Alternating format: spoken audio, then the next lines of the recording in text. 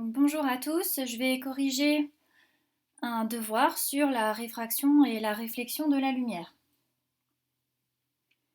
Alors, dans le premier exercice, on te demande de compléter le schéma suivant, de repérer l'angle d'incidence et l'angle de réfraction. Donc, on est bien sur une réfraction, c'est-à-dire un changement de direction de lumière quand la lumière passe d'un milieu 1, donc ici l'eau, à un deuxième milieu, ici le vert. Donc on peut repérer le rayon incident qui va toucher ici la surface de séparation au point d'incidence et on aura un rayon réfracté.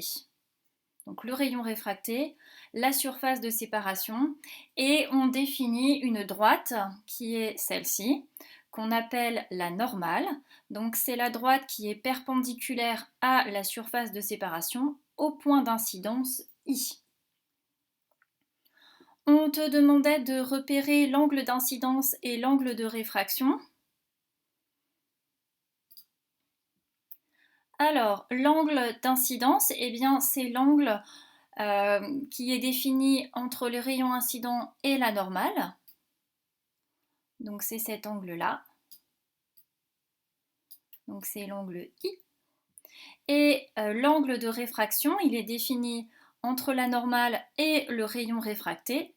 Donc, c'est bien cet angle-là. Et c'est l'angle petit r. Donc ce qu'on peut voir, c'est que déjà sur le schéma, R vaut 43 degrés. Par contre, I n'est pas donné, mais on pourra le calculer puisqu'on sait que I plus 27 degrés donnera 90 degrés. Donc on pourra trouver I en faisant 90 degrés moins 27. Deuxième question, il fallait énoncer la loi de Snell et Descartes pour la réfraction en se basant sur le schéma qui était donné dans la diapositive précédente. Donc que nous dit la loi de Snell et Descartes? Eh bien elle nous dit que les angles d'incidence et de réfraction sont liés par une relation, par une formule. Et ici, on avait donc l'indice de réfraction du premier milieu qui est l'indice de l'eau fois le sinus de l'angle d'incidence. C'est égal à l'indice de réfraction du deuxième milieu, donc l'indice de réfraction du vert, fois le sinus de l'angle de réfraction. Et de plus, elle te dit également que les rayons incidents et réfractés sont contenus dans le plan d'incidence. Dernière question de cet exercice, il fallait déterminer l'indice de réfraction du verre, qu'on notait n vert. Donc qu'est-ce que l'on sait? Eh bien on va appliquer la loi de Snell et Descartes. Cette loi nous dit que l'indice de réfraction de l'eau fois le sinus de l'angle d'incidence, on est dans le premier milieu, c'est égal à l'indice de réfraction du verre fois le sinus de l'angle de réfraction. Maintenant, je cherche l'indice de réfraction du verre. Donc il faut que j'exprime l'indice de réfraction du verre en fonction de l'indice de réfraction de l'eau, du sinus de l'angle d'incidence et du sinus de l'angle de réfraction. Donc pour ça, je vais diviser par le sinus de l'angle de réfraction des deux côtés et j'obtiens la relation ci-dessous. Donc l'indice de réfraction du verre, c'est bien l'indice de réfraction de l'eau fois le sinus de l'angle d'incidence divisé par le sinus de l'angle de réfraction. Et en remplaçant, je trouve 1,33 fois sinus 63. Alors rappelle-toi, je t'ai dit au début de la vidéo que l'angle d'incidence, il n'était pas donné, mais qu'on allait le calculer en faisant 90 degrés moins 27, 63 degrés, divisé par sinus 43 et je trouve 1,74. Donc je conclus que l'indice de réfraction du verre est bien de 1,74.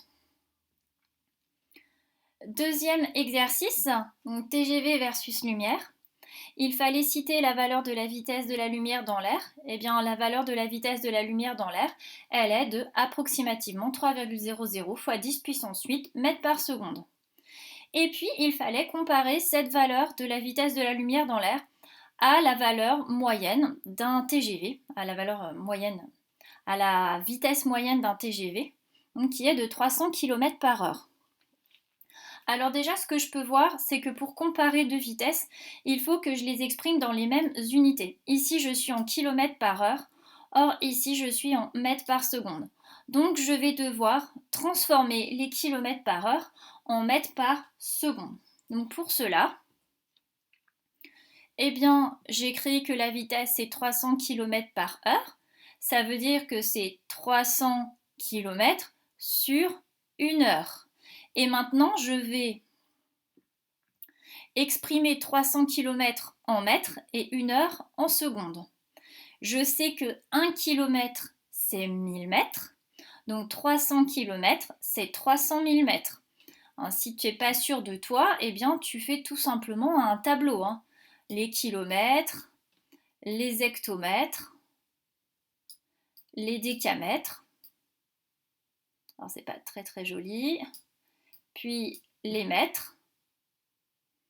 Et je vois bien que 1 km, eh bien c'est bien 1000 mètres. Donc pour passer de 300 km au mètre, je multiplie par 1000. Et une heure, c'est 3600 secondes. Une heure, c'est 60 minutes. Une minute, c'est 60 secondes. Donc une heure, c'est 60 fois 60 secondes, 3600 secondes.